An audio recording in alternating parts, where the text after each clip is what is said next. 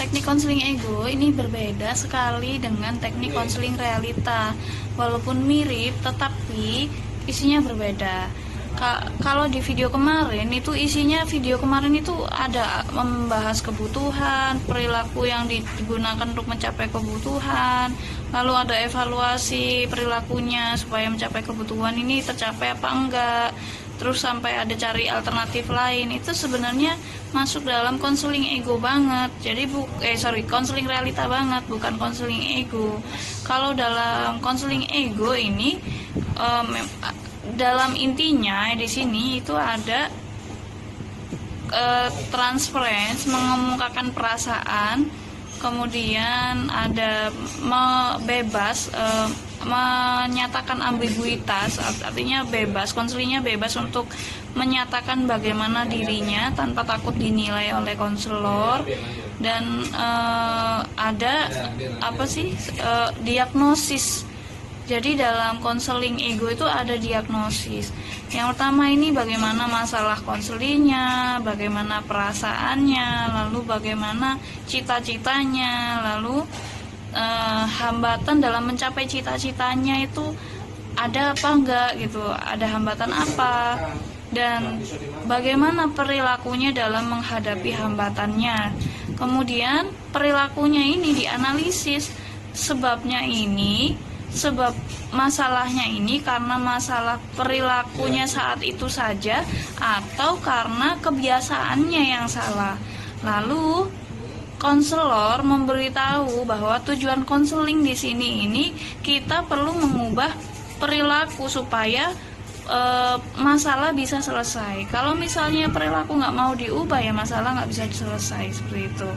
Nah, dalam mencari solusi apa yang harus dilakukan, di sini kita sebelumnya mencari kekuatannya apa dalam konseling itu, sifatnya yang baik apa, dan sifat buruknya itu apa. Ini dianalisis.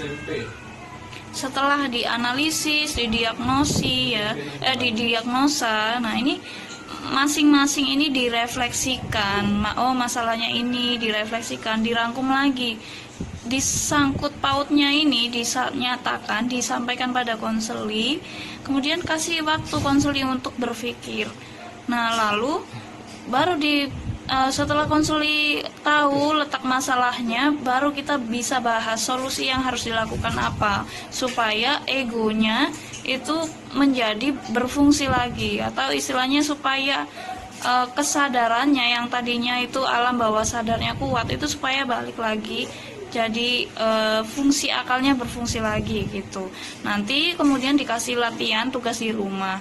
Nah, dan terakhirnya ini ada transferensi. Transferensi ini konseli itu ditanyain bagaimana perasaannya, bagaimana persepsinya terhadap konselor.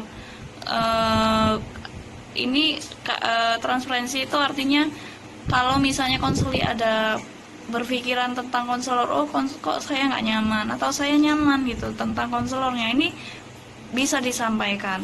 Nah, menyampaikannya ini bisa melalui proyeksi. Kalau proyeksi itu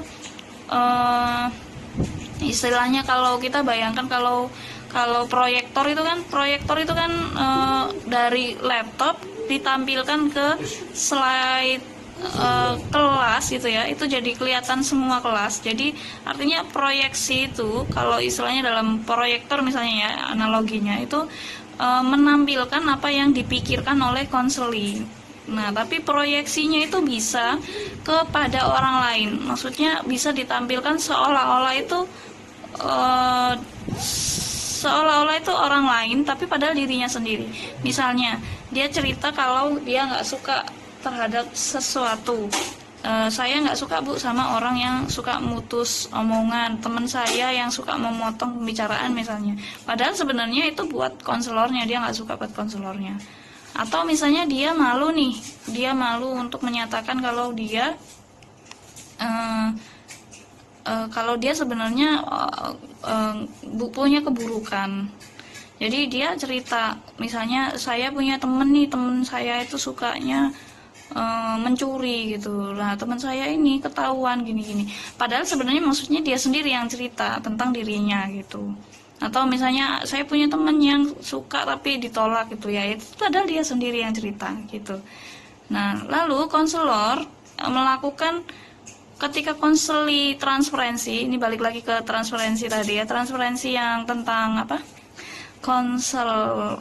Konseli menyatakan perasaannya, apa yang dipikirkan terhadap konselor dalam pikirannya, persepsinya, entah itu nyaman, entah suka, entah enggak, positif atau negatif.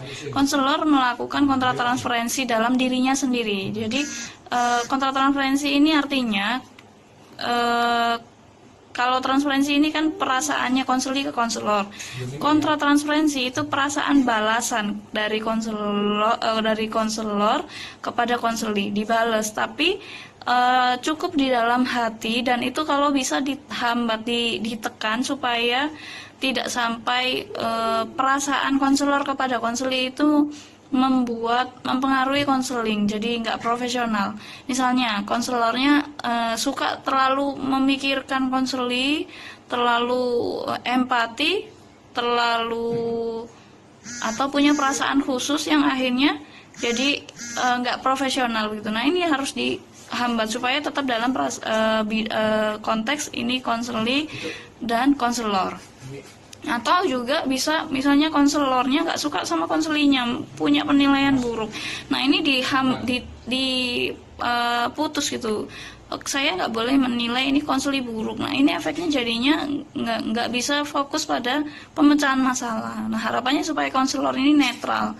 Seburuk-buruknya konselor netral memecahkan masalah konseli, seperti itu.